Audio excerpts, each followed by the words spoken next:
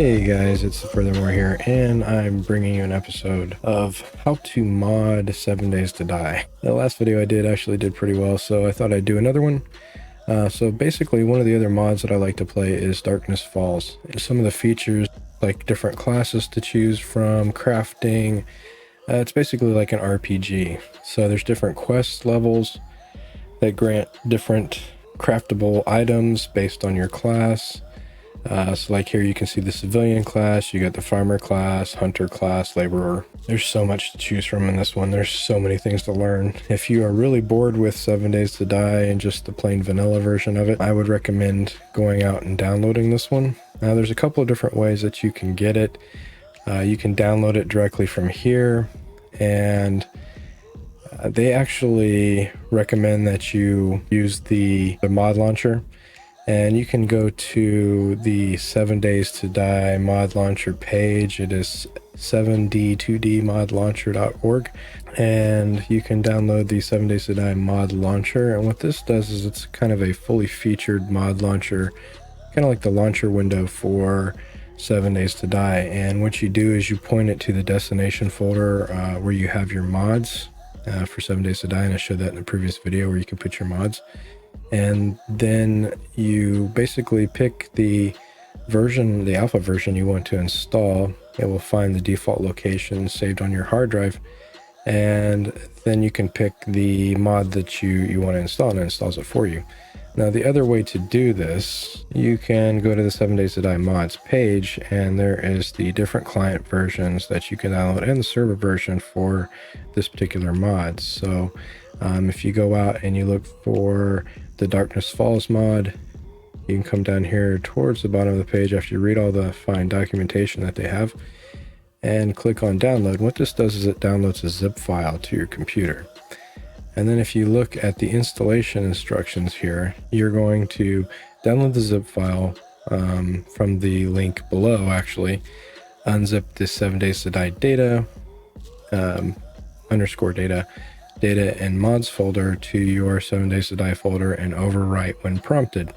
Now the difference between doing this method and using the mod launcher is the mod launcher is not destructive. So when a new version of 7 Days to Die comes out, you can actually pick that version from the mod launcher and just launch a vanilla version of 7 Days to Die.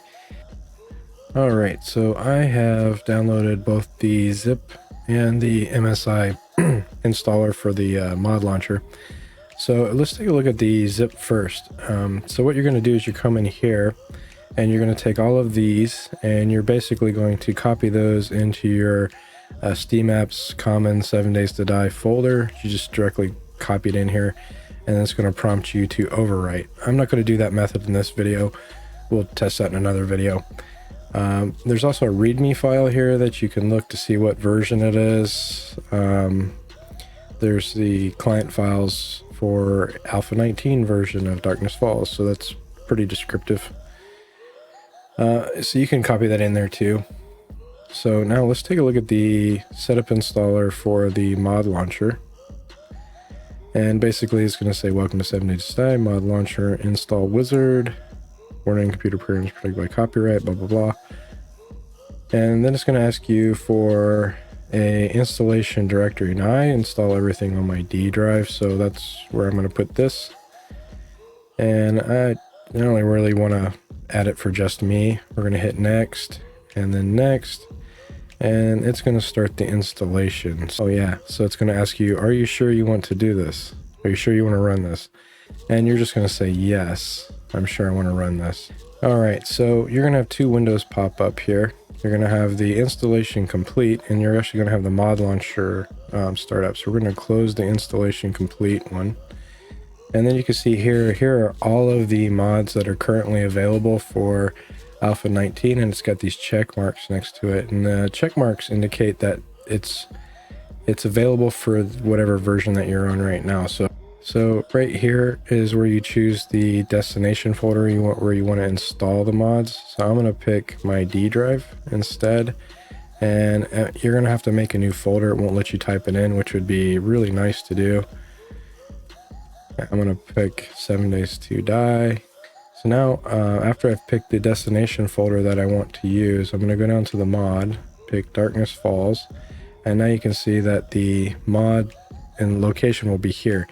And what that's going to do, and the reason why this isn't destructive, is it actually copies the full game folder in the game from the location that you have it installed right now from Steam into the location that you're going to install the mod. So the full game copies in here, and then it installs the mod on top of that. So we're going to do install and copy game, and this could take quite a while depending on your system specs and everything.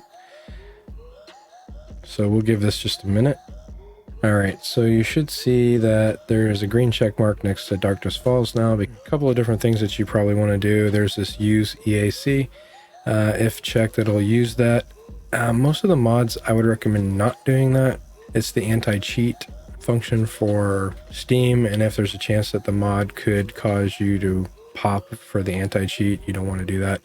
So, and you can see here, this is the directory that's actually going to launch from.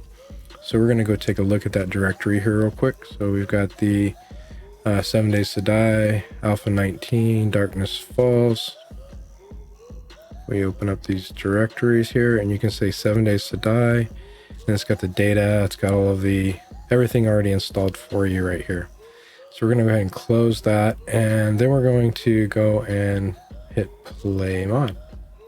And the mod is not downloaded yet, would you like to download it? You can say yes here, and see what it did first was copy the game over, and now it's copying the mod into that folder and directories. Okay, so you don't have to download the mod. If you download the zip file, you can just simply put it into that directory where you installed the second copy of 7 Days to Die. You can just copy and paste and write right over it, and that'll be okay. It won't cause any issues. And then you can hit play mod, and it will play mod. You don't have to go through this long waiting period of waiting for this mod to actually download. Okay, so once it's done syncing the files, you'll notice that it is actually copying the mod files over. And you'll see a lot of Unity 3D. These are models that they use in the game instead of the default models that come with 7 Days to Die. They actually create new models on top of that for some of the other items that you can craft. So this is a mod. It's not a modlet like the last one. Now this mod does include the backpack mod already, so you don't have to worry about installing that one. There we go, and this is game started. Ooh, here we go. All right, so now you've got the load screen. You can say modded with Darkness Falls, and that's how you install the mod and get started at the very beginning. All right, again, I'm the Furthermore, and thanks for watching. Have a good one.